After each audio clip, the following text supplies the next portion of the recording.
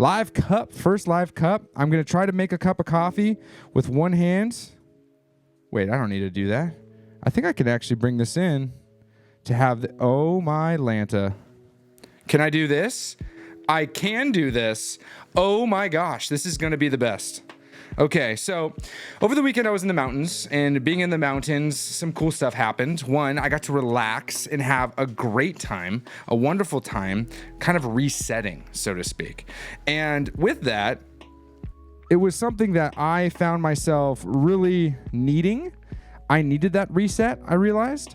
The biggest problem with the reset was I didn't want to come back. And that, always will happen when you're doing stuff like that. But I think it's important to kind of get outside of yourself and have time to think. I know as of late, it's been tough for me to focus because I've been really challenged by the idea of time and how I feel like I don't have enough of it. Creating content and doing this content thing has been a really fun thing to do, but I was like, this is supposed to be a job. It's supposed to be something that can support my family. And I have really had a hard time figuring out how I'm going to do that. And so this weekend I challenged myself. I said, hey, you're going to be with two of your best friends. You need to be raw, vulnerable, and honest with not just yourself, but with your buddies. And in doing so, I pretended for a brief moment that I didn't actually have a family. I know this seems crazy, but the main reason for that is not because I don't want to have a family, but I was like, okay, what would happen mentally if I got to do this, reset, so to speak? I got to just be a single man and live the single man life and have all the time to do whatever I want. So I did just that. I did whatever I wanted. I played video games all afternoon. I read manga. I completely finished Dragon Ball Z, which was crazy. I now can say that I have read all of Dragon Ball and all of Dragon Ball Z. I don't know many people who have read all of Dragon Ball and all of Dragon Ball Z, but I can tell you right now, it was a pretty magical experience. For sure was one that was for the books. Dragon Ball Z aged very well in the manga. I don't know if it aged well on in the anime, but it certainly aged well in the manga. So excuse me for a second as I grind. This is going to make a little bit of noise. So I feel like it aged okay. It was fun to read, that's for sure. But one of the biggest things that I noticed in it was Goku. Goku is, for better or for worse, one of the oddest father figures out there. His intention is to fight a formidable opponent, right? Just like his chosen brother, I would say. Not really his actual brother, although I don't know. Maybe that changes in Dragon Ball Super. But Vegeta, the one who challenges him all the time, is always like, hey, you're the one I want to fight because of this, that, and the other. And he has a son, right? His son, Gohan, who he trains sort of, but only when he's doing what he wants him to do, right? Other than that, if he's doing something else, he's kind of absent. And in reading Dragon Ball Z, I realized, okay, so Dragon Ball Z, Goku would be the ambitious side of me. The one who's always looking for the challenge. The one who's looking for that, like, oh, I want more than ever to be a creator. I want to be able to support my family by creating, right? There's nothing wrong with that. But the cost would be that of a family man, right? I have 2 children. I take care of them. I am the stay-at-home parent. And so in doing so, I go, oh man, I don't have exactly all of the time in the world to dedicate to this, right? To dedicate my whole self to it, like some of the people I know. And so I would have to sacrifice, right? In order to dedicate all my time to become better, to become the best, I would have to rather have someone else take charge of raising the kid. Now, there's nothing wrong with having help with raising kids, right? But I saw that, right? We saw Piccolo being the father figure to Gohan, Goku's son. And I'm like, do I want to be someone who has a Piccolo for Joey and for Jack, my 2 kids? Or do I want to be someone who is actually involved and is will do anything, right? That for me was a moment that I'm like, interesting. And so over the weekend, I pretended that I was the Goku, right? All I did was play video games. All I did was read manga. I didn't work on any of this creator stuff. I didn't consider any sort of thing when it came to content creation. I didn't film anything. I didn't do anything. I didn't take any pictures. I didn't actually look at any social media. I just indulged myself and was like, this is what it would be like to start over. Okay? Fine, nothing wrong. I yearned for family again. I could not wait to get home. And I was only gone for 48 hours to see my family again. And I was like, that is really peculiar, right? I got to do whatever I wanted to do. I woke up whenever I wanted to. I played whatever I wanted to. Nothing. And I was like, whoa. It took me having to step outside and experience a brief moment of like, this is that freedom, to realize that freedom is truly not at all even near to what I want to actually do or be. And that was a very good realization. I know for some of you this may fall flat because you're not a parent and you're like, I don't know, dude. This seems kind of over, you know? And that's fine. I'm just sharing with you. I'm trying to get my coffee. I don't want to drip my coffee on my beautiful desk mat because my beautiful desk mat is awesome, but it's white.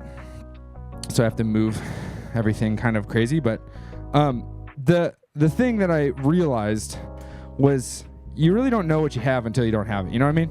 It sounds so crazy. But I was like, can I do that mental exercise? And something that was really, really kind of exciting to spend a little time imagining is what would life be like if I chose to be a streamer and stream and do streams during the day and spend time on that content grind. And then during the evenings, I was that parent.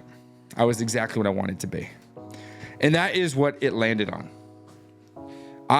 In reading through Dragon Ball Z, was like, there's a balance that needs to exist. There's a balance that needs to really come forth. And that balance is something that is different for each person. And that balance can be overdone, right? For instance, if Goku goes Kaioken like 4 or whatever and he'll explode. Too much. Just too much. But if he doesn't push hard enough, he won't be able to succeed against that formidable opponent. So where's the balance? Kind of interesting, right? Now, to get less meta and to talk more realistically, I loved reading through Dragon Ball Z. It was such a magical experience, and it just was so powerful in its delivery. I mean, this was made the last issue, so issue 26, which is really 42, was published in 2006, it said. Yeah, 2006. Now, I don't know if that's the English one or if that's just the actual story. 2006. I was a junior in high school in 2006. Well, I graduated 07, so, you know, I was a senior for part of 06. And in that, I was like, dude, this is when I was a kid, a teenager. And now as an adult, I'm gleaning from this huge story. Now, the story is repetitive and convoluted at times, and there's timeline splits and all this different stuff. But I will say, as a whole, in 2024, I went through all of Dragon Ball and Dragon Ball Z over the course of a year. As a whole, the story is so good. It's simple. Work your ass off as hard as you can. And if for some reason the challenge is too hard, let it take you down to almost nothing so that you can come back stronger. And it just hit me right now. Oh my gosh, it just hit me right now. Before my vacation, I thought I was going to die. Not literally, but mentally. I was like, I'm so just mentally destroyed. In the vacation was that like sensu bean. That when you take it, you're restored back to 100%. But as Saiyans do, when they get restored from almost dying, they're not 100%. They are now 125, 150% of what they used to be. They come back stronger, right? They come back better than they were before. In extrapolating that whole thing, I can just say that after that whole weekend, and the weekend wasn't perfect. It wasn't perfect. Some hard conversations were had. I mean, it was two of my best friends. I've known them since I was 10 years old. They know me inside and out. Some hard conversations were had. But in all of that, I realized that the most powerful thing in it was that I do want to be a thing. Because up until that point, I'm like, what the heck am I doing? I just feel like I'm spinning my wheels, right? And it was just such a great, awesome realization. And I really feel like in these next stages of what I want to do as work and stuff, I really want to talk and back and forth with as many people as possible, because I can't be the only one who is in a spot in life where it feels unbearable. And that conversation I would love to have with as many people as possible on Twitch, where this is being recorded live, twitch.tv/JDXCoffee. Huge shout out to everyone who's here while this is happening live. And I strive to do as many of these as possible live, and then pull them and share them with as many individuals on YouTube so that there's content for you to enjoy. Whether it's in short form content, long form content, that is the goal. I adore the format that exists in live streaming because I feel like I'm someone who reacts well in conversation, and I cannot wait to share as many of these beautiful cups with as many of you as possible and play through some incredible games and stories, review gear and content, but most of all, build out the live format with as many people who can make it. You guys are awesome. Thanks for hanging out for this wonderful cup. If you missed it, join me on Twitch. Make sure you go follow so you can get the schedule. And, well, I mean, it's appropriate. Play more and be kind.